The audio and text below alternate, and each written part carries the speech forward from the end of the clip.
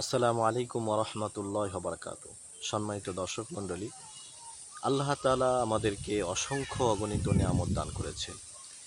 এই অসংখ্য অগণিত নিয়ামতের মাঝে একটি মহামূল্যবান নিয়ামত হলো আমার সন্তান। আসলে সন্তান কেমন নিয়ামত এটা ওই ব্যক্তি ভালো জানেন যার কোনো সন্তান নেই, যিনি নিঃসন্তান হিসেবে দীর্ঘদিন জীবনযাপন করছেন। বহু তদবির করার পরে, বহু চেষ্টা করার পরেও যার সন্তান হচ্ছে না, তিনি ভালো জানেন আসলে সন্তান কেমন নিয়ামত। আমার এই সন্তানকে সুখী করার জন্য, তাকে আরামে রাখার জন্য আমি কিন্তু পিতা হিসেবে সকাল থেকে সন্ধ্যা পর্যন্ত শ্রম দিয়ে থাকি, মেহনত করে থাকি, মাথার ঘাম পায়ে ফেলে থাকি। তো একজন পিতা হিসেবে আমার দায়িত্ব হলো যে আমার সন্তান কিভাবে সুখে থাকতে পারে, কিভাবে আরামায়েশে থাকতে পারে, সে একটা সুন্দর জীবন যাপন করতে পারে, এটা আমার ফিকির করা।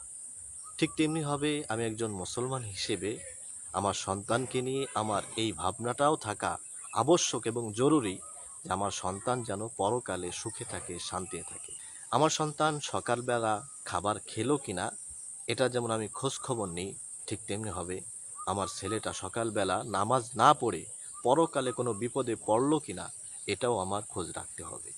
ঠিক তেমনিভাবে আমার সন্তানের সুখ দুঃখ, তার সফলতা, তার ব্যর্থতা নিয়ে যেমন আমি চিন্তা ভাবনা করি, পরকালেও যেন আমার সন্তান সুখী হয়, সফল হয়, এটা নিয়ে আমাকেই চিন্তা ভাবনা করতে হবে।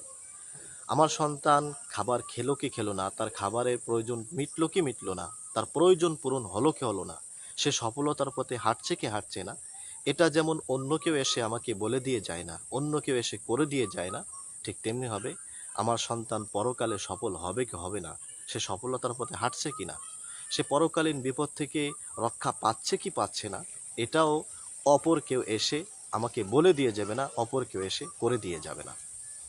সন্তান আমার, দায়িত্ব আমার।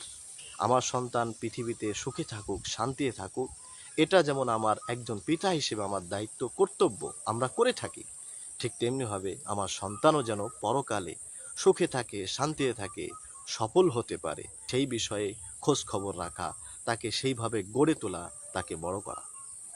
আমি যদি আমার সন্তানকে দুনিয়াতে সুখে রাখার জন্য কোনো চেষ্টা না করি, আমি যেমন দুনিয়ার অপমান অপদস্থতার শিকার হই, ঠিক তেমনি হবে পরকালেও যদি আমার সন্তান সফল হতে না পারে, আমার সন্তান যদি সুখী হতে না পারে, পরকালীন ভয়াবহ বিপদের মধ্যে পড়ে যায়, সেখানেও আমাকে আল্লাহর সামনে, নবীজি সাল্লাল্লাহু আলাইহি ওয়াসাল্লামের সামনে, গোটা বিশ্বের সকল মানুষের সামনে সেই কিয়ামতের দিন আমাকে অপমানিত হতে হবে। শুধুমাত্র অপমানিত হব বিষয়টা এমন নয়, বরং আমার সন্তানকে সঠিক পথ না দেখানোর কারণে, সঠিক পথে পরিচালিত না করার কারণে আমাকে ওই সন্তানের সাথে পরকালে শাস্তি পেতে হবে।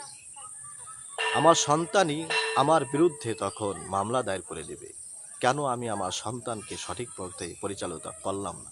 আমার সন্তান বলবে যে আমি দুনিয়ার জীবনে ঠিকমতো চললাম কিনা, আমি সুখে শান্তিতে আছি কিনা, এটা আমার বাবা ঠিকমতো খবর নিয়েছে, দেখাশোনা করেছে, কিন্তু আমি পরকালীন বিপদ থেকে রক্ষা পাচ্ছি কিনা, পরকালীন সঠিক পথের দিশায় আমি যাচ্ছি কিনা, এটা আমার পিতামাতা দেখেনি।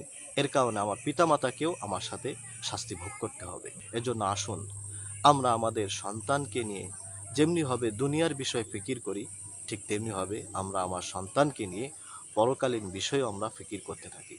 আল্লাহ তাআলা আমাদের সন্তানকে সুসন্তান হিসেবে দুনিয়াতে এবং পরকালে সঠিক পথে পরিচালনা করার তৌফিক আল্লাহ তাআলা আমাদেরকে দান করুন।